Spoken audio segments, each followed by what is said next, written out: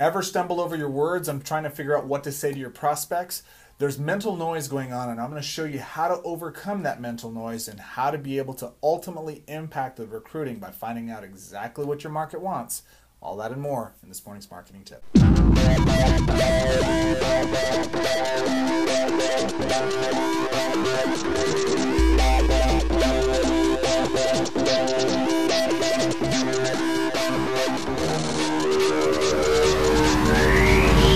Ladies and gentlemen, boys and girls, children of all ages, it is I, Greg Gomez III, founder, CEO, GregGomezIII.com, with another morning marketing tip to help you improve the performance of your home-based business so you can walk across stage and achieve all the great results you're looking for, adding dozens of people into your team.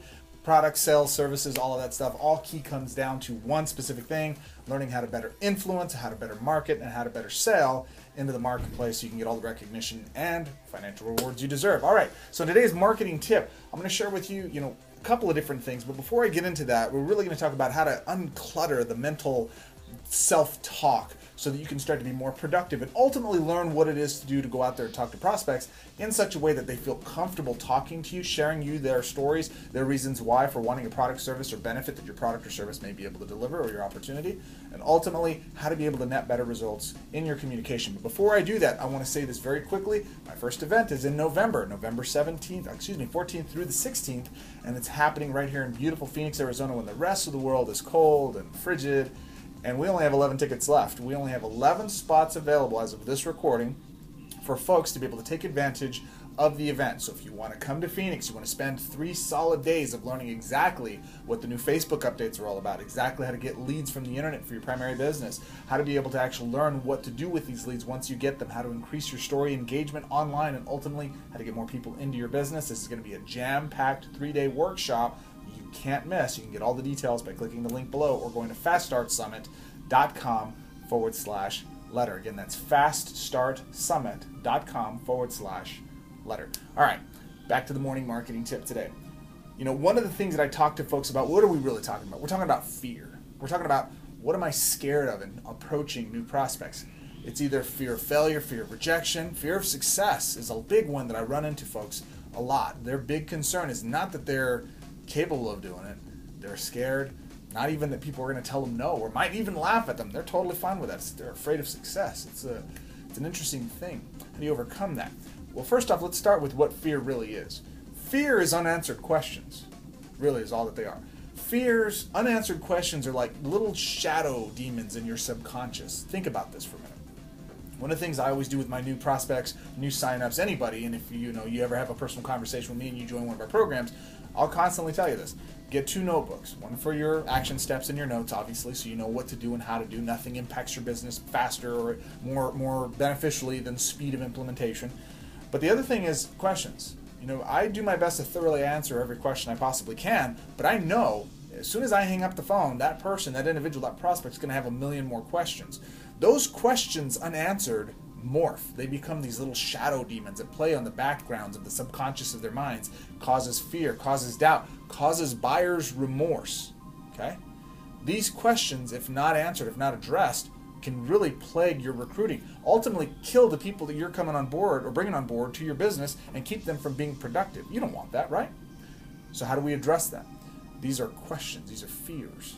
They're just unanswered questions in the back of your mind. I challenge you right now. Grab a pen and a piece of paper.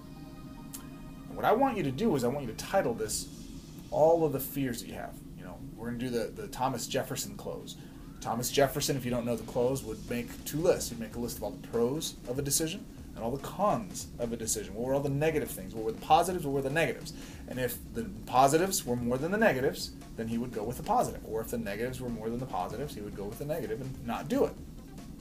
Well, I've adopted this and I've learned from using that close. It's an effective close. And if there's more positives than the negatives, then you say, well, great, doesn't it make more sense, like Thomas Jefferson, to take the action? It's an okay close. It works. What I really use this for is a way of overcoming buyer's remorse. And you're experiencing buyer's remorse. If you're fearful of going out and promoting your product, services, opportunity, whatever it is you have, then what you're afraid of is, it's the rejection, maybe. We'll talk about that in a minute. But what I really want you to identify is that it's this fear in the back of your mind. What does that rejection look like to you? Write it down. Well, I'm afraid that someone's going to say to me and curse me out and hang up on me. Okay, write that down. Right? What else? Well, You know, you're going to find this list is usually pretty short. What else is there? On one side of this list you're making, write all the negative stuff down. I'm afraid that, you know, my friends are going to laugh at me because I failed. Okay, write that down. I'm afraid that someone's going to not see the value in it and I'm not going to be able to help them. That's valid. Write it down, right? I'm afraid that I'm not going to make the money that I promised my spouse I would make back from this venture because it didn't produce. Write it down. Okay? You're going to find that as you go through this exercise and you start writing all those little nagging doubts down, you're disempowering them. A wise man once told me that evil in the world has only the power that you give it through fear, right? The evil in the world has only the power you give it through fear. When you say you have no power over me, you eliminate that power. You eliminate that hold on you. I learned this from Labyrinth, Jim Henson, right? He says, you have no power over me, says the princess to the goblin king. And I say to you, you have the power over your fears by writing them down first and then saying to them plainly, you have no power over me. If those things happen, what's the worst case scenario? Well, I could, you know, let's go down this path. Really delve into it. Look at, investigate, take your flashlight. Look at every nook and cranny of the fearful cave that these shadows are hiding in. Because just like a parent that comes in to soothe the crying child who wakes from nightmares and sees shadows dancing on the wall, skeleton fingers, it's Halloween time, right? Threatening, coming forward. What does a parent do? Flips the light on. Shows where the shadows are being created. Takes the cloth or the jacket off of the coat rack. And the child can now sleep soundly.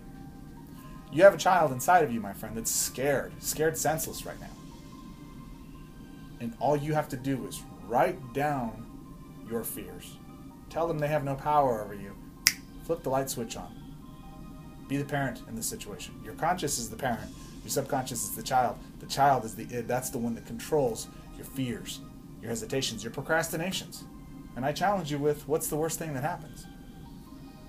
The worst thing that happens is you stumble, you fall, you fail, you fall flat on your face, you get some embarrassment, right? Get some mud on your face. Cool. Welcome to being an entrepreneur. Every single one of us has to go through this phase. Persevere, transcend, and you'll achieve the results you want. Now, I got 2 more tips. That's just number 1. Fear. Write down your fears on one side. Write down the bonuses on the other side. What are the benefits of doing what you want? Which is more important to you? Well, the bonuses. Cool. Then say to your fears, you have no power over me, and step outside your comfort zone, challenge them openly, and remind yourself daily. Have reinforcement from a Facebook group, from friends, from colleagues, from other people in your team to help support you, reinforce you. You may not get that at home. You may not get that from the spouses. You may not get that from friends. You may not get that from anywhere. Create a Facebook group. Create a community of folks that are in your organization as well, your company, other entrepreneurs, whatever market facet you happen to be a part of. Go find support. You need support.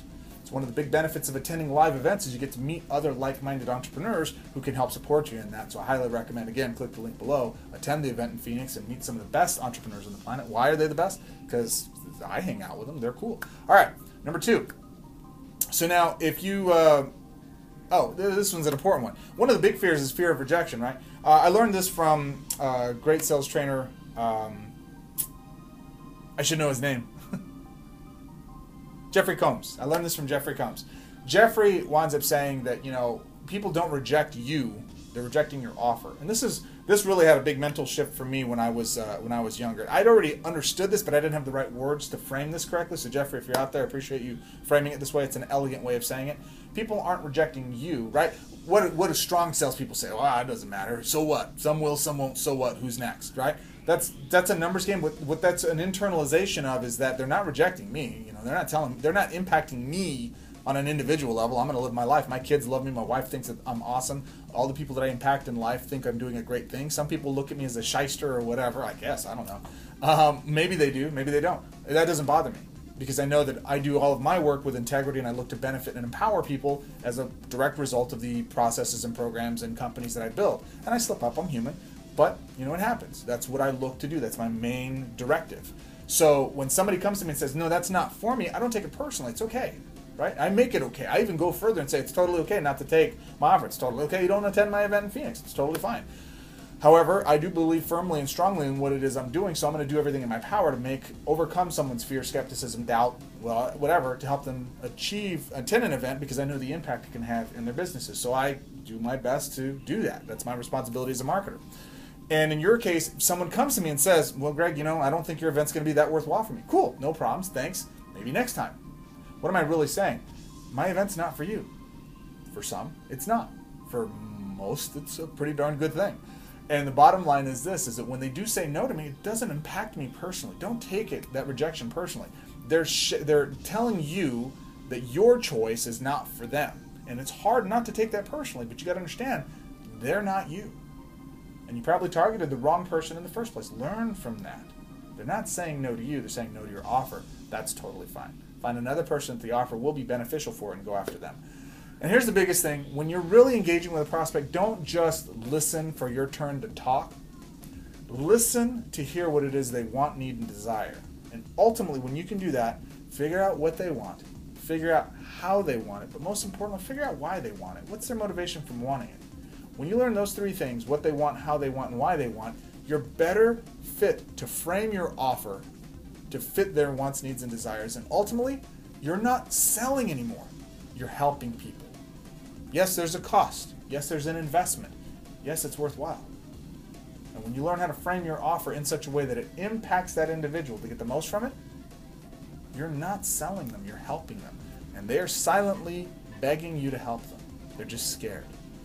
And when you can overcome your fear, when you can tell it has no power over you, when you can go out there and not take it personally, you're then framed perfectly to be the best conduit, the best vessel to help people achieve a better quality of life. And my friend, I charge you, I challenge you that your product, your service, your business, if you truly believe in it, your opportunity is a way to help improve the quality of people's lives. And you have to be that passionate, because if you're not, you're letting people slip by the wayside, drowning in their own bad positions, their own bad situations that you had the life vest to save them. Focus, my friends. Overcome the fear. Write it down. Obliterate it. Step forward into it. Embrace it. I'm terrified of heights. I look over every high thing I possibly can to desensitize myself to it. Still terrified, but I do it. You can too. I appreciate you. Could have been anywhere in the world for the last 12 minutes. This was a longer video, but this was an important message I wanted to share with you. Take action, my friend. I'd love to see you in Phoenix so we can get you more hard-hitting tactical strategies, tips, step by step, on exactly what to do to use the power of Facebook, the internet, and all kinds of other resources available to you, including some of the best scripts that you're ever going to find for phone and sales conversion available, given to you for a fraction of what you would need to pay to be part of any other program. I'm really excited for this opportunity to work with you. Click the link below, and I will see you at the event. Take care, my friends, and I will see you next time.